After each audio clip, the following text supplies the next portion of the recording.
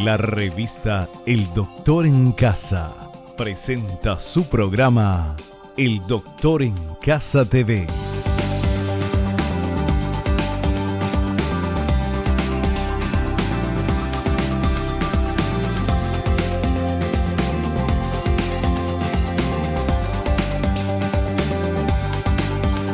Con la conducción de Vivi Landó.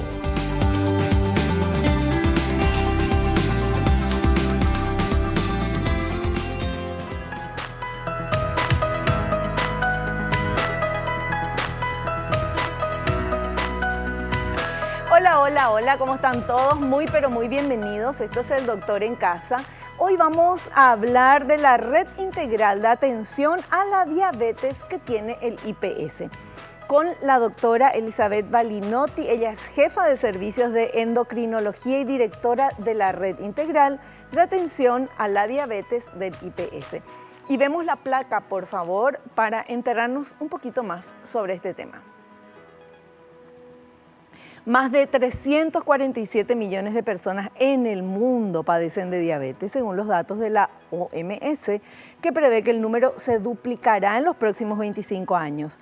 La diabetes es la primera causa de insuficiencia renal y terminal y de nuevos casos de ceguera en adultos. Alrededor de 86.000 miembros inferiores se amputan anualmente por sus complicaciones. Las mujeres con diabetes gestacional corren mayor riesgo de sufrir complicaciones durante el embarazo y el parto. Casi 70.000 asegurados del IPS están diagnosticados con diabetes. Y para su atención, la red integral de atención a la diabetes del IPS cuenta con 125 especialistas médicos calificados, endocrinólogos y diabetólogos distribuidos en todo el país. De esta manera, con una sonrisa, con el alma llena de gratitud, comenzamos este programa, El Doctor en Casa. Vamos a hacer un pequeño corte, agradeciendo a nuestros auspiciantes, por supuesto, también, y volvemos enseguidita.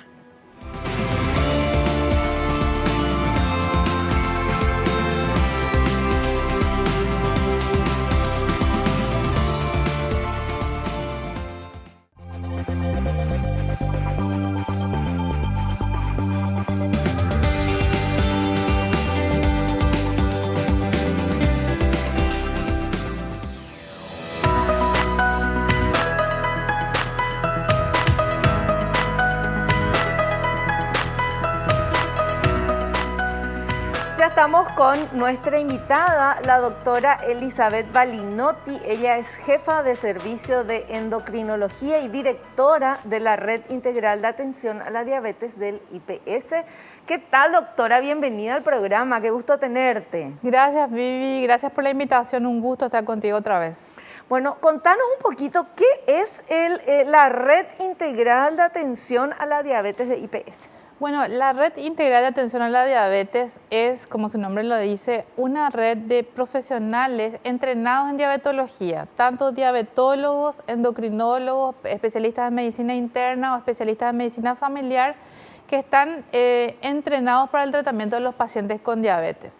Además, también está conformado por otros profesionales, como por ejemplo psicólogos, nutricionistas, enfermeras y educadores, que trabajan en conjunto para mejorar, digamos, la calidad de vida y el tratamiento en general de los pacientes con diabetes. Claro, porque es importante recordar que el paciente con diabetes no es que tiene que atenderse solamente con el endocrinólogo o el diabetólogo, ¿verdad? Sino que es toda una cantidad de otros profesionales que también tienen que verlo. Asimismo, la diabetes necesita un tratamiento multidisciplinario, ¿verdad? No solamente endocrinólogos, diabetólogos, internistas, sino que también nefrólogos, cardiólogos, traumatólogos, especialistas en cirugía plástica reconstructiva, cirujanos vasculares, neurólogos, es decir, todo, porque vos sabés que la diabetología y en realidad la diabetes es transversal a todas las especialidades médicas, ¿verdad?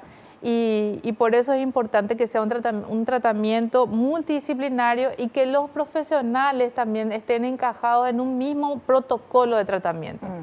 Claro, que todos sepan, trabajen en conjunto. Exacto. ¿Verdad? Que sepan qué es lo que le recetó el otro profesional o qué es lo que le está pasando, y no que vaya la persona con diabetes a consultar aquí a uno, después a otro, y no se comunican entre ellos. Eso por un lado, y por otro lado también seguir los lineamientos internacionales en el tratamiento, ¿verdad? Porque nosotros no podemos inventar, hoy quiero tratar así al paciente, Claro. y no, tenemos que hacer medicina basada en la evidencia, y eso solamente se hace protocolizando el tratamiento y haciendo educación médica continua, que es algo a lo cual nosotros nos dedicamos completamente, porque sabemos que cuanto más empático sea el médico o el profesional de salud con el tratamiento del paciente con diabetes, el resultado es mejor. Además, una de las grandes cosas de tratar a los pacientes con diabetes es que uno puede observar la mejoría y puede ver el cambio de su futuro para bien. Porque si un paciente está bien tratado, tiene buenos controles, por supuesto, vive más. Claro. La diabetes puede restar años de vida útil a cualquier persona, y es importante saber eso. Bueno, ¿y cómo están tratando a los pacientes en esta época de pandemia, con COVID, con todo, que al inicio era no salgan de la casa, nos encerramos todos, nadie tenía que salir? Ahora es como que ya estamos más acostumbrados a cuidarnos y bueno, hay más movimiento. ¿Cómo fue todo esto, estos 16 meses? Y al principio hicimos lo que se llama teleconsultas y seguimos haciendo ese mismo sistema también de trabajo en el Hospital Central, ¿verdad? Entonces los pacientes llaman, se agendan y desde el call center del IPS se le llama, el médico está en el hospital y le llama al paciente a su lugar, a su casa, donde esté, ¿verdad? Y después el paciente habla con el médico. Fue un poco difícil al principio, ¿verdad? Pero ahora ya existe un mecanismo así fácil, rápido. Los médicos están muy interesados en hacer este trabajo y resultó bien, ¿verdad? Entonces hay un seguimiento de los pacientes por teleconsulta. Pero también hay que decir que ya estamos volviendo a las consultas presenciales en muchísimos casos, y en casi todas las periféricas y en todo el país el tratamiento es ambulatoriamente presencial. Claro, perfecto. Sí. Bueno, tenemos varios materiales que ha preparado el equipo de producción y queremos ver este primero que habla de diabetes y obesidad. Diabetes y obesidad. Cuanto más elevado es el sobrepeso, más elevada es la cantidad de grasa en el organismo. De forma paralela, se observa un aumento de la glucemia. Para reducirla, el páncreas secreta insulina en exceso, lo que conlleva su estancamiento por no poder producir suficiente. Entonces se produce la hiperglucemia y se desarrolla la diabetes. La obesidad unida a la diabetes puede originar riesgos cardiovasculares, ser el origen de la oclusión de las arterias de las extremidades inferiores, arteritis, que provoca una pérdida de la sensibilidad nerviosa y la imposibilidad de cicatrizar las heridas en los pies debido a la falta de oxigenación. También puede causar problemas oftalmológicos como cataratas e incluso una pérdida total de visión.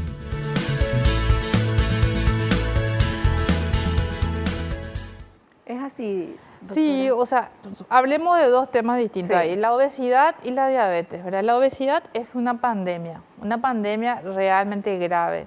Y la obesidad es la madre de las enfermedades crónicas no transmisibles, entre ellas la diabetes, la hipertensión, la dislipidemia, y después el resultado final serían los accidentes cerebrovasculares o el infarto agudo de miocardio. Es decir, lleva a una mortalidad aumentada y a un costo altísimo a la salud pública y a un costo personal muy grande, ¿verdad?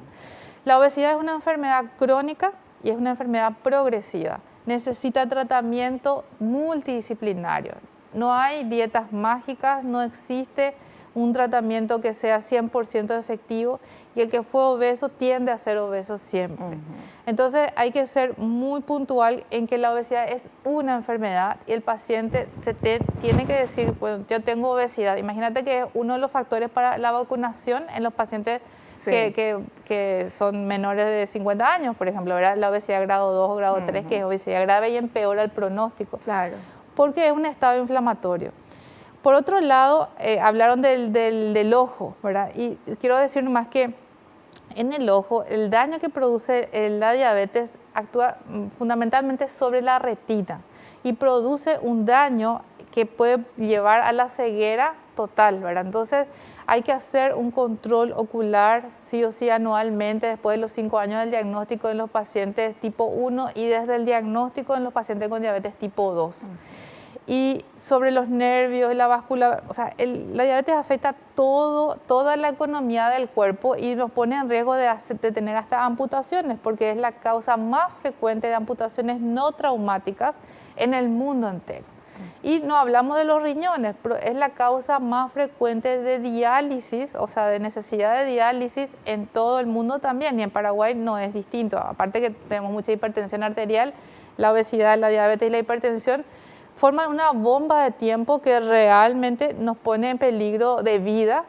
Y por otro lado, es vivir bien, ¿verdad? Claro. O sea, lo que queremos es tener una buena calidad de vida. Y estamos convencidos desde el Instituto de Previsión Social y la Red Integral de Atención a la Diabetes que lo que hacemos tiene un efecto a lo largo del tiempo y en generaciones también.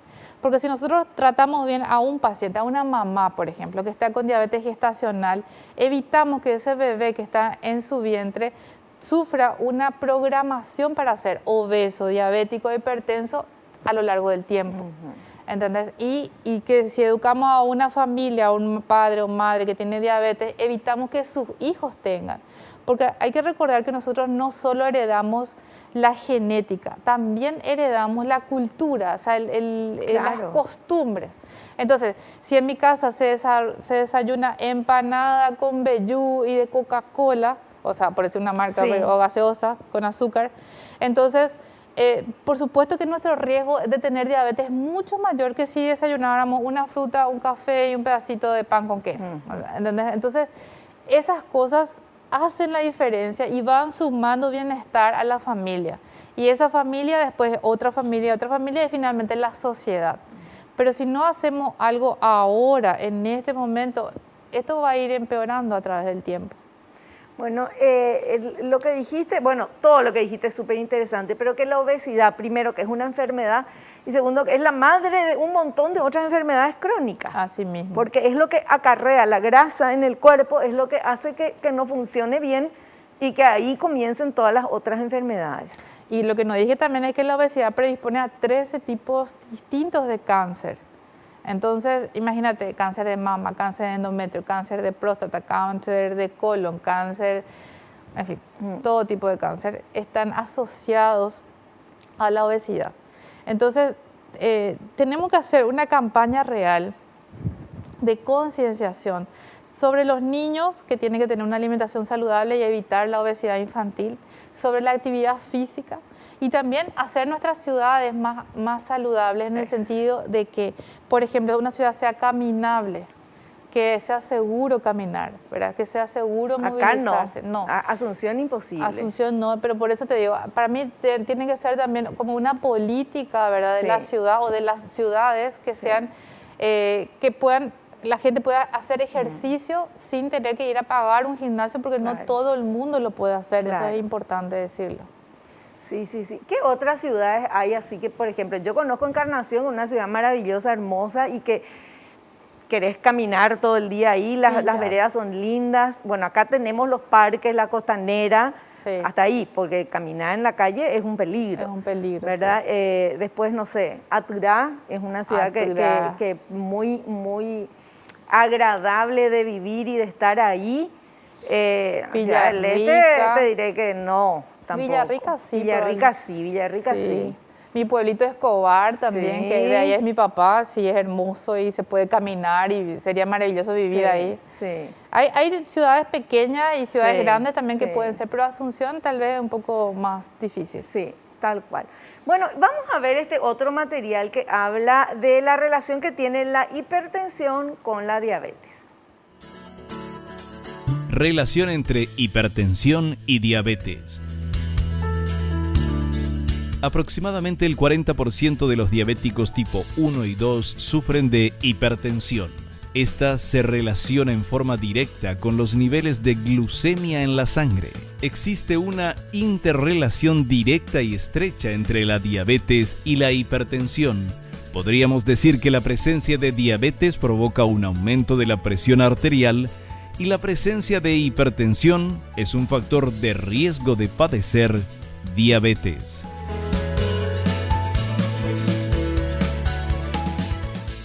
Probablemente el porcentaje es un poco mayor incluso, ¿verdad? Más que el 40% en algunos casos. Lo que pasa es que el 90% de los pacientes con diabetes tipo 2 es obeso. Y la obesidad es también otro factor predisponente a la hipertensión, ¿verdad? Y como son enfermedades, digamos, casi complementarias, tienen también un factor genético poblacional que hace que sea más frecuente la hipertensión arterial con el paso del tiempo. Hay que decir que sí, que están siempre correlacionadas, pero que por supuesto empeoran el pronóstico del riesgo cardiovascular. Y ese riesgo cardiovascular, hoy en día nosotros estamos cambiando nuestro enfoque, que antes era tan glucocéntrico, es decir, estábamos centrados en que la glucosa esté normal. Ahora cambiamos a protección cardiovascular. ¿Por qué? Porque desde el 2008 hasta ahora, la FDA, que es digamos que la entidad agencia de Estados Unidos para las drogas, y la EMA en Europa, obligaron a los laboratorios que estudien sobre los efectos cardiovasculares que tienen las drogas para la diabetes. Y en el proceso se descubrieron unas drogas nuevas que están ahora disponibles en nuestro país, y tenemos en IPS también, que son los análogos del GLP-1 y los inhibidores del SGLT2. Y estos son medicaciones que se da para la diabetes, pero que también ejercen una protección cardiovascular muy importante. Y es así que vamos cambiando para mejorar el estilo de vida, para mejorar la medicación y para mejorar finalmente el pronóstico de los pacientes. Qué importante es todo esto, sobre todo porque a lo mejor si ustedes conocen a personas o tienen diabetes o conocen personas que tienen diabetes, es como es una enfermedad crónica, siempre van a ser diabéticos toda la vida, pero pueden tener una calidad de vida y pueden vivir bien como si no fueran diabéticos, cuidándose.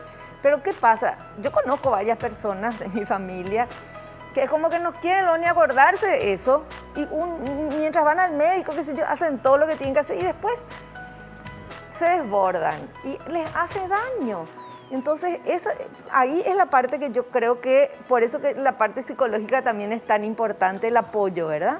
Tenemos exactamente eso, tenemos un apoyo psicológico, pero también tiene que haber un apoyo social, ¿verdad? Porque recordad que el paciente con diabetes puede necesitar comer ensalada mucha ensalada con una carne y con un poco de arroz, ¿verdad? Pero si alguien en la casa está comiendo milanesa, una torta, miel con maní, jugos, porque los jugos no deberíamos tomar tampoco, los que tienen diabetes no deberían tomar. Entonces, toda la familia tiene que comer de una forma muy saludable, acompañando al paciente con diabetes, ¿verdad? ¿Por qué? Porque toda esa familia también tiene la genética para desarrollar la diabetes, y entonces mejor hacemos todo bien, ¿verdad? Claro. Entonces yo creo que mucho tiene que ver con la educación y la empatía de esa familia. Y no tiene por qué ser más caro, eso también hay que entender, ¿verdad? Que uno de los factores predisponente a la obesidad ha sido que los alimentos que tienen muchísimo carbohidrato, las harinas, siempre son más baratas que aquellos alimentos que sean más saludables, por ejemplo las frutas, las verduras, las proteínas de origen animal, ¿verdad? Entonces, de repente ir buscando las opciones que son más saludables sin que sean más caras, eso es posible también, ¿verdad? Y ahí está la parte de educación. Exactamente. Bueno, y vamos a seguir hablando, doctora, pero tenemos que hacer un cortecito. Esa musiquita nos dice que llegó el momento del corte. Enseguida volvemos.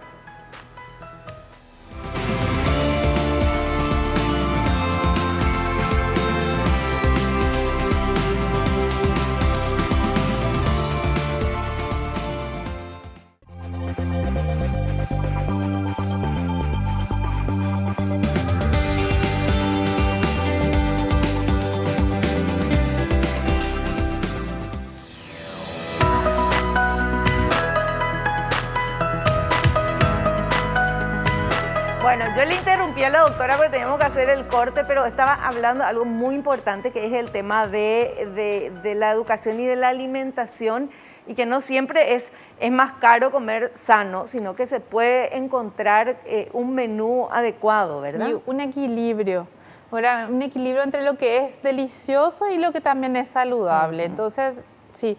La otra cosa que quería decirte, Vivi, que es que tenemos que aprender a leer las etiquetas de los alimentos, ¿verdad? Saber que 25 gramos de carbohidratos o de glucosa, lo que sea, o sea, hay que leer cuál es la porción, porque a veces tenemos un pan, ¿verdad? Dice, o sea, un yogur, por ejemplo, 100 ml de yogur tiene 70 calorías, dice, pero en realidad el yogur tiene 320 ml y el paciente cree que está comiendo 70 nomás, Sí. pero está comiendo por 3, ¿entendés? Entonces, súper aprender a leer las etiquetas es fundamental.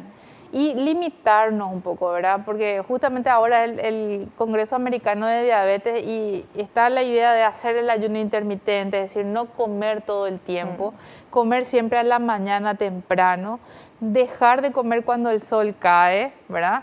Entonces, tratar de tener un espacio de comida que no sea tan grande. No podemos estar comiendo 16 horas al día todo el tiempo porque el cuerpo no está preparado para eso. Tenemos que comer poco y saludable.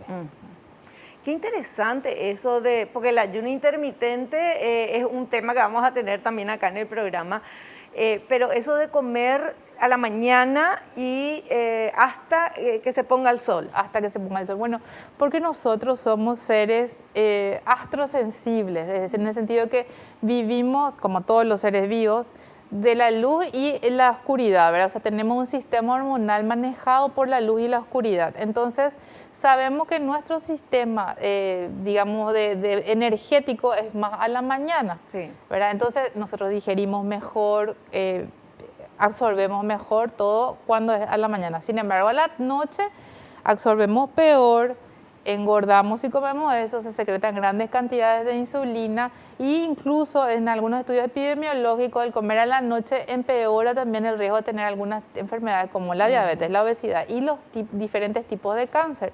Claro. Porque el cuerpo no está preparado para comer a la noche, tenemos que hacerle caso a nuestra biología. Qué interesante es eso. ¿A vos a qué hora cenás? ¿A qué hora es tu última comida en el día? Muchas veces uno cenó y después te quedaste ahí despierto viendo algo y comes otra vez otra cosa. Bueno, acá la doctora nos está enseñando que algo que podemos hacer para mejorar la salud en general de todos los seres humanos, tengas o no tengas algún tipo de enfermedad o de afección. Bueno, vamos a ver ahora este otro material, por favor, si podemos compartir. Complicaciones diabéticas. Las personas con diabetes corren mayor riesgo de desarrollar una serie de problemas graves de salud que afectarán al corazón y los vasos sanguíneos, los ojos, los riñones y los nervios. Además, también corren un mayor riesgo de desarrollar infecciones. Mantener los niveles de glucemia, de tensión arterial y de colesterol cercanos a lo normal pueden ayudar a retrasar o prevenir las complicaciones diabéticas. Vivi, es así, y ahora con la pandemia del COVID vimos claramente que la diabetes es una enfermedad que predispone a una mala evolución de las enfermedades infecciosas, ¿verdad? Vimos que la mortalidad era mayor en los pacientes con diabetes y en los pacientes con obesidad. Y hay que entender que la diabetes y la obesidad son estados proinflamatorios. Entonces tenemos un estado de inflamación basal que se ve exacerbado cuando hay una infección como el COVID, por ejemplo, y entonces el cuerpo a veces no se puede recuperar. Por eso, si una persona tiene diabetes, tiene que cuidar su peso mucho y tiene que mantener sus niveles de glucosa lo más cerca de lo normal, como dice, pero teniendo en cuenta siempre una molécula que se llama hemoglobina glicada o hemoglobina glicosilada, que es lo que nos da el promedio de los últimos 3 meses de glucosa dentro de un rango que sea de 7% o menos de 7%. Por supuesto, si es un paciente muy anciano o un paciente que tiene una corta expectativa de vida porque tiene otras enfermedades, podemos ser un poco menos estrictos en los niveles de hemoglobina glicada. Pero en general, la población alrededor de 7% de hemoglobina glicada, y tiene que ser como algo que todos debemos conocer. ¿Qué es la hemoglobina glicada? Bueno, la hemoglobina glicada es una molécula que nos da el promedio del azúcar de los últimos 3 meses. Por eso no le puedes mentir a tu médico si te vas con tu hemoglobina glicada en 10, significa que tu azúcar estuvo por 250 o más durante los últimos 3 meses. No porque hiciste tu dieta 3 días antes y salió 70, tu glucosa está todo bien, ¿verdad? Ya. Entonces eso hay que tener bien en cuenta. Y eso la hemoglobina glucada, eso... ¿Cómo es? Glicada. Glicada, ya le cambié.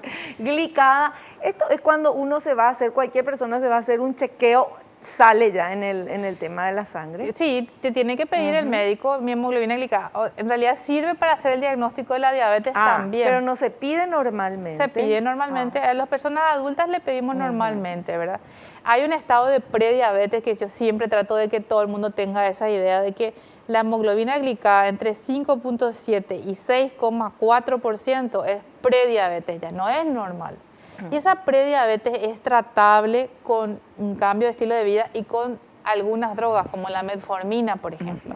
Entonces, podemos evitar el paso de prediabetes a diabetes y hacemos un gran bien. Claro. Si podemos evitar la diabetes, hacemos muchísimo. Y hay muchas personas, pero muchísimas personas que tienen prediabetes y no saben que tienen prediabetes. Están en muchísimo riesgo de desarrollar. Claro. Qué importante es eso, por favor. Ya me quiero hacer un análisis para ver cómo está eso. Sí. O mira el análisis que me hice últimamente que ni me fijé, ¿verdad? Entonces, Claro. bueno, es importante. Ahora, el tema del ejercicio para las personas diabéticas, ¿mejora, no mejora? ¿Cómo viene la mano con eso? El ejercicio es fundamental. De hecho, todos los pacientes, todas las personas, pero los pacientes con diabetes deberían hacer 30 minutos de ejercicio diario, que sea, por ejemplo, caminata. No pedimos que se vuelvan CrossFit, o sea, atleta de alto impacto. No.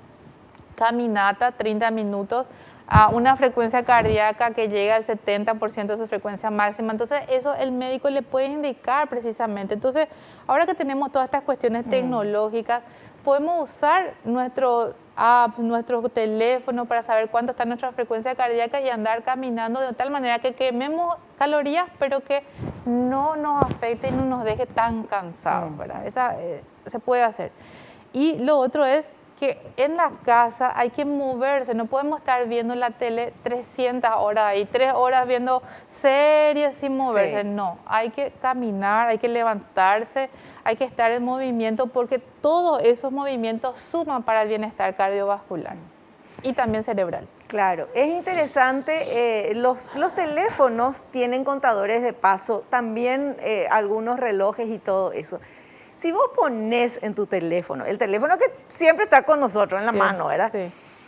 Y al mediodía mira cuántos pasos diste. Supuestamente uno tiene que dar mínimo 6.000 a 10.000 pasos, ¿verdad? 10.000 pasos, sí. Vos pones eso y crees que, ay, sí, hoy sí, porque caminé, hice esto. Mira, 3.000 pasos. Algunas veces que 1.500 pasos, no hiciste nada. Pero no nos controlamos, ¿verdad? O sea, no estamos viendo, eso es importante. Es igual o sea, tenemos que mirar, igual que el que se pesa todos los días. El que se pesa en la mañana todos los días tiene menos probabilidad de subir de peso que el que no se pesa nunca, ¿verdad? Porque tenés el control y es un cambio conductual, ¿verdad? Y necesitamos hacer cambios conductuales cuando, por ejemplo, tenemos 40 años y hace 40 años que no te moves y de repente te dice el doctor, tenés que caminar todos los días 30 minutos. Bueno, entonces voy a poner una app que diga caminar 30 minutos que me recuerde, ¿verdad? Porque eso es gratuito, está ahí y tenemos que utilizar la tecnología que está realmente a nuestra disposición. Para facilitar la vida. Sí, para facilitar. Sí, tal cual. Bueno, vamos a ver este otro material, por favor. Factores que pueden producir diabetes gestacional. Hay ciertos factores que hacen más propensas a algunas mujeres a padecerla. Embarazos en mujeres mayores de 30 años, hipertensión arterial, sobrepeso y obesidad, tener familiares directos que hayan padecido diabetes gestacional, tener familiares directos que padecen diabetes tipo 2, antecedentes de diabetes gestacional en otros embarazos. Es recomendable que las mujeres que padecen diabetes y están planeando embarazarse consulten antes a su médico para saber qué medidas preventivas deberían llevar a cabo durante el embarazo para mantener los niveles de glucosa controlados. Vivi, esto es sumamente importante, ¿verdad? Nosotros sabemos que las mujeres en Paraguay tenemos, en realidad población en general, pero las mujeres en Paraguay tenemos sobrepeso y obesidad en un alto porcentaje y muchas de ellas en la edad reproductiva. Y eso predispone a la diabetes gestacional porque nosotros somos digamos, una raza, somos una etnia, los latinos, que tenemos mayor predisposición al desarrollo de la diabetes tipo 2 y la diabetes gestacional. Se cree que la diabetes gestacional llega hasta más del 15% de las embarazadas en total y muchas veces no se hace el diagnóstico. Entonces es importante que se haga el control del azúcar en la primera consulta prenatal, ¿verdad? Que sería al inicio del embarazo. Si ahí está todo normal, hacer otra vez un control entre las 24 y 28 semanas y si está todo bien se puede volver a hacer a las 32 semanas. Entonces, ¿qué hacemos con eso? Si encontramos la diabetes gestacional, más del 70% solamente con dieta se puede manejar. O sea, no necesita hacerse insulina ni tomar otro remedio. Pero hay otras pacientes que aún haciendo la dieta necesitan insulina. De hecho, en nuestra red, en el Instituto de Previsión Social, nosotros utilizamos solo insulina, no usamos antidiabéticos orales para el tratamiento de las embarazadas que necesiten alguna medicación. Entonces, es muy importante que se controlen y que las pacientes luego le preguntan a su doctor, doctor, yo tengo diabetes gestacional, porque eso cambia el futuro del bebé. Claro. Le programa para ser diabético, hipertenso y obeso, pero cuando sea adulto, cuando sea grande, no ahí, cuando nacen a veces el bebé gordito de 4 kilos, todo el mundo cree que es hambrena, pero no es tan bueno que sea así de gordito. Importantísimo todo lo que nos está contando la doctora. Ahora tenemos que hacer otro cortecito y volvemos ya.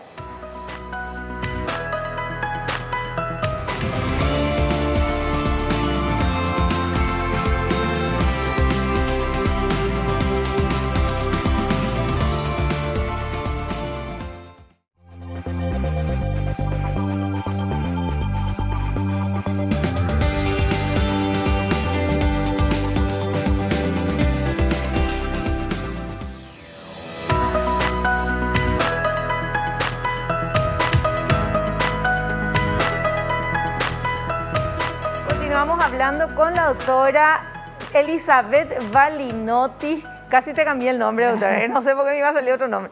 Elizabeth Balinotti está hablándonos de esta red integral de atención a la diabetes del IPS y estamos hablando de la diabetes.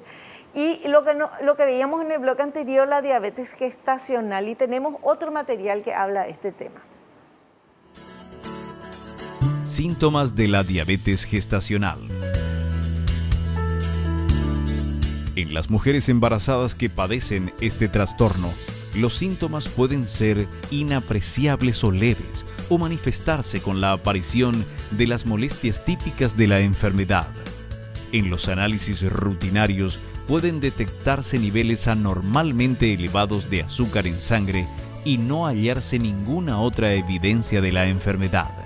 Otras pacientes, en cambio, podrán notar otros síntomas asociados como visión borrosa, fatiga, sed y polidipsia, gran consumo de agua, poliuria, incremento de la micción, náuseas y vómitos, pérdida de peso, infecciones urinarias, candidiasis vaginal.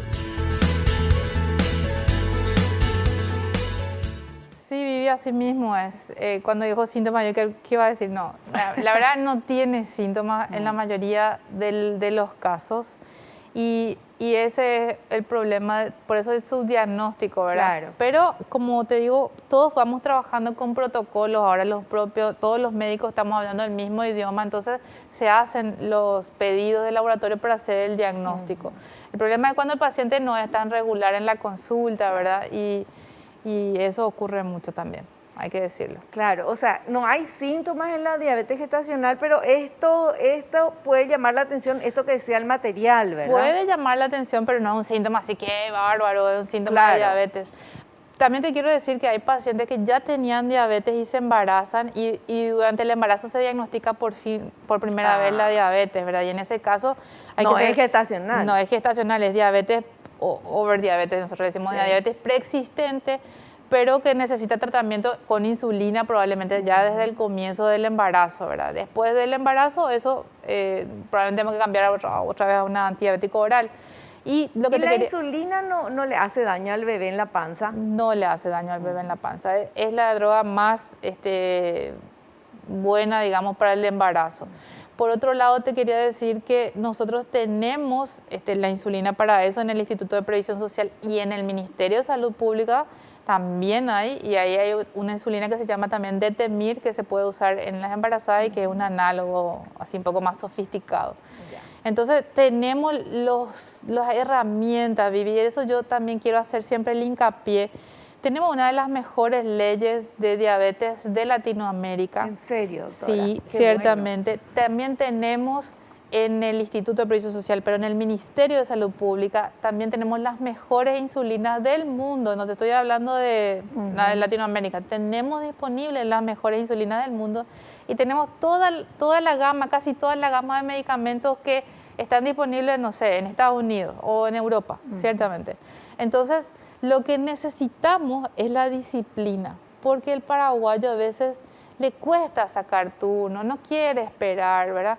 Y en donde te vayas al privado, sacas el turno y tenés para 2 meses tenés turno. Es de verdad, les digo, nosotros no somos tantos, ¿verdad? Los endocrinólogos somos ni 50 y los diabetólogos no son ni 150. Claro. Los internistas son más, pero también están siempre ocupados. O sea, les quiero decir que hay que ser disciplinados, sacar los turnos y asistir a las consultas, porque de eso depende el buen seguimiento que tengamos a lo largo del tiempo. Entonces, para mí uno de los mensajes más fundamentales es que el 90% del éxito del tratamiento de la diabetes depende de la adherencia del paciente al tratamiento. Tenemos las mejores drogas, tenemos el personal que está constantemente siendo actualizado y educado y está todo, solamente hace falta que el paciente también se adhiera a la dieta, al ejercicio y a la medicación. Claro. Entonces, es muy compartido y a veces es 90% del paciente y 10% nomás del personal de salud. Claro. Y esto, cuando vos hablas de adherencia al tratamiento, porque esto es un tratamiento crónico, es un tratamiento de toda la vida. Sí. Entonces, es también darse cuenta, bueno, tengo diabetes, ¿qué es lo que yo quiero para mi vida? Quiero vivir bien, con calidad de vida, poder tener familia, poder vivir muchos años, tener nietos, o quiero vivir así y ver qué pasa en el camino, y ahí hay que ver lo que le pasa a la gente que tiene diabetes y que no se cuida. Sí, Vivi, es así. Hay que entender que poblacionalmente todos cumplimos lo que se llama la campana de Gauss. El 70% de la población está en ese grupo de gente que si se trata va a ir bien y si no se trata va a ir mal. Sí. Hay un 25% de la población que si no se trata igual va bien, su genética es buena. Y hay un 25% de la población que se trata pero va mal, o sea, se complica, porque su genética da para las complicaciones, ¿verdad? Pero recordar que entre el 70 más el 25 son... Pero no sabemos pues en qué porcentaje estamos, dónde estamos nosotros. Te conviene seguir todo bien, ¿verdad? Hay que cuidarse. Hay que cuidarse. Y por eso nosotros ponemos tanta pasión en esto, porque creemos realmente que y vemos el efecto que tiene el buen tratamiento. Bueno, y ahora queremos ver los riesgos para el bebé. Tenemos este material. Los riesgos para el bebé. El exceso de glucosa en sangre puede atravesar la placenta y causar ciertos problemas al bebé. 2 de los más comunes son macrosomía. El bebé tiene un tamaño más grande de lo normal, algo que podría complicar el parto o propiciar una cesárea. Hipoglucemia, niveles bajos de glucosa en sangre. Además, al igual que la madre, el bebé corre más riesgos de padecer diabetes de tipo 2 en el futuro. Así mismo, ¿verdad? No solamente, o sea, la macrosomía fetal es realmente bastante peligrosa para las lesiones a la madre durante el parto o también lesiones al bebé, sobre todo en el hombro, golpes, etcétera. Es muy complicado eso. Y por otro lado, eso existe lo que nosotros llamamos programación intrauterina a ese feto para una enfermedad crónica a lo largo del tiempo. Y es prevenible, eso es lo que es interesante. Es prevenible y en este caso de la diabetes gestacional, ¿verdad? Sí. Y es prevenible todo lo malo que le puede pasar al bebé, se puede prevenir que no le pase. Sí.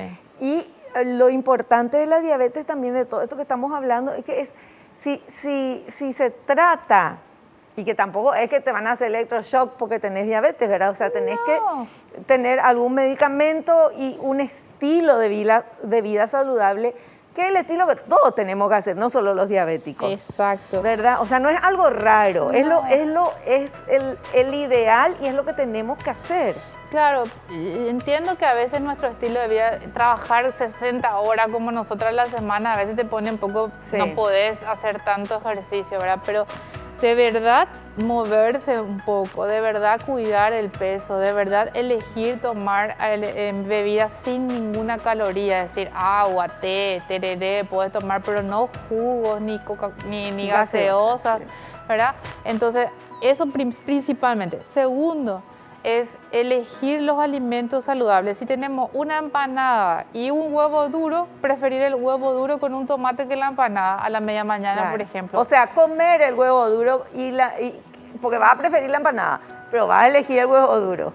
Claro, pero es rico también, ¿verdad? Claro que sí. Entonces, esas cosas son pequeños cambios en el chip, pero que van quitando calorías importantísimas y sobre todo la calidad de los alimentos. Porque vos sabés que los alimentos fritos, por ejemplo, ya que hablamos un ratito de eso, tienen grasas que se pegan a las arterias, producen inflamación y con el tiempo te producen un infarto, un derrame, ¿entendés? Entonces, nadie quiere eso para su vida, pero no se da cuenta que va sumando día a día un factor de riesgo que es acumulativo y acumulable. Así mismo. Y ahí vemos después cómo gente joven tiene 1000 problemas o de repente tiene un ataque cardíaco o tiene, qué sé yo, por la mala calidad de vida y la mala alimentación. Sí. Bueno, doctora, tenemos que hacer un cortecito, Bueno, ¿te parece? sí, sí. Hacemos un corte, volvemos ya.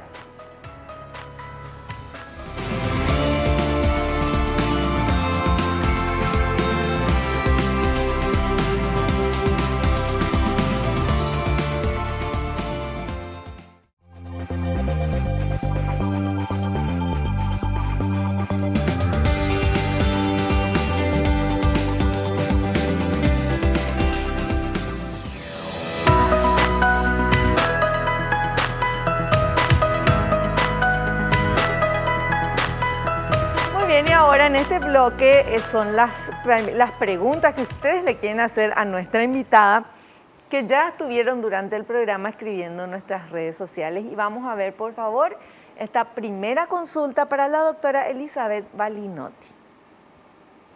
Si tengo prediabetes, ¿debo tomar las mismas precauciones como si tuviera diabetes? Sí. Precisamente, capaz, yo diría más precauciones para no ir a la diabetes. Entonces, bajar el 15% del peso actual si tenés sobrepeso u obesidad, de verdad cambia la historia natural de la prediabetes, por un lado. Y por otro lado, el ejercicio para ganar más masa muscular, porque cuando tenés más masa muscular, tu cuerpo se hace más sensible a tu propia insulina. Y por otro lado, consultar porque probablemente tenés que tomar una droga tan sencilla como la metformina que está hace 80 años en el mercado mundial, ¿verdad? Y sale muy barata. Perfecto. Bueno, vamos con otra consultita. ¿Una persona con antecedentes familiares de diabetes puede evitar tener la enfermedad por el resto de su vida con hábitos saludables? Es una tricky question. Es una pregunta un poco capciosa porque, a ver, hay factores de riesgo que son modificables y hay factores de riesgo que no son modificables. Uno de ellos es la edad, la genética y por otro lado es, factores ambientales que pueden desarrollar. ¿Dónde vivimos? Claro, por ejemplo, dónde vivimos, o si tenemos otra enfermedad de base y tenemos que tomar corticoides, ¿entendés? O sea, ese tipo de cosas. Pero en general la respuesta es sí. Si vos tenés un buen estilo de vida, sos delgado, sos musculoso, y haces ejercicio y comes bien, evidentemente podés evitar o si no retrasar hasta ya a los 90 años que aparezca la diabetes. Que hay pacientes que a los 90 años, pero sus hijos hicieron a los 30. Porque la paciente era re delgada, hermosamente activa y los hijos son gorditos y no sé qué. Tienen la genética, ¿verdad? Pero la mamá hizo a los 90 y el hijo hizo a los 30. ¿Entendés? Eso influye muchísimo. Influye muchísimo, muchísimo, muchísimo. Perfecto. Vamos a ver otra consultita, a ver otra pregunta. ¿Se puede presentar diabetes gestacional si no se padeció en embarazos anteriores? Sí, se puede. Se puede, de hecho, las multíparas, es decir, las que tienen muchos bebés, tienen mayor riesgo, ¿verdad? Y sobre todo si subieron de peso. De repente cuando tuvieron su primer embarazo a los 25, tenían, no sé, 54 kilos y un índice de masa re normal, pero para su cuarto hijo ya tenían 84, 30 kilos más, entonces la diabetes gestacional puede aparecer ahí. Ya, perfecto. Seguimos con las consultas. A ver, por favor. ¿Puede afectar al bebé el tratamiento con insulina en la diabetes gestacional? No afecta directamente en el embarazo. Claramente si la mamá hace una hipoglucemia, si baja mucho su azúcar, al bebé le afecta eso porque lo que le afecta es los niveles de azúcar de la mamá. Pero la insulina propiamente dicha no le afecta al bebé. Lo que hay que decir es que cuando el bebé nace, si la mamá estaba con insulina, es muy importante que mame pronto. Que se alimente pronto, ¿verdad? Porque puede hacer hipoglucemia después de nacer, ¿verdad? Entonces es importante la alimentación precoz del recién nacido en las madres con diabetes gestacional, que estén o no tratadas con insulina. Perfecto. Otra consultita, la última, por favor. ¿Se puede presentar complicaciones en el parto por cesárea si se tiene diabetes gestacional? En realidad no aumenta el riesgo de complicaciones por la cesárea en la diabetes gestacional. La cesárea en sí puede tener complicaciones normalmente luego. Entonces, la respuesta a esa es no. Perfecto. Sí. Bueno, genial. Lo importante de todo esto que estuvimos aprendiendo y que en IPS tienen la red integral de atención al diabetes, o sea, al diabético, todo lo que necesita la persona está ahí, ¿verdad? En esa red y que está dirigida por la directora que está acá con nosotros y que es una apasionada de este tema y se nota cuando hablas, doctora, que amás tu trabajo y todo lo que estás haciendo. Sí, porque yo creo profundamente que es una actividad que tiene efecto a largo plazo, ¿verdad? Y que hoy hacemos este trabajo, pero se ve el resultado de acá a 20 años. Y no vamos a poder medir tampoco el bien que le hacemos a una persona que le evitas que se quede ciega y a ver que pueda producir, que le pueda criar bien a sus hijos, que pueda ser feliz, ¿verdad? Eso vos no puedes medir, pero si no hacíamos este trabajo podía haberse quedado ciega, amputado, dializado, en fin. Entonces, este es nuestro trabajo y nos apasiona realmente. Qué lindo. Gracias, doctora, por estar acá. Te esperamos en un próximo programa. Gracias, Vivi, por la invitación. Nosotros nos despedimos hasta el próximo programa. No te olvides, naciste para ser feliz, no te conformes con menos. Chao, chao.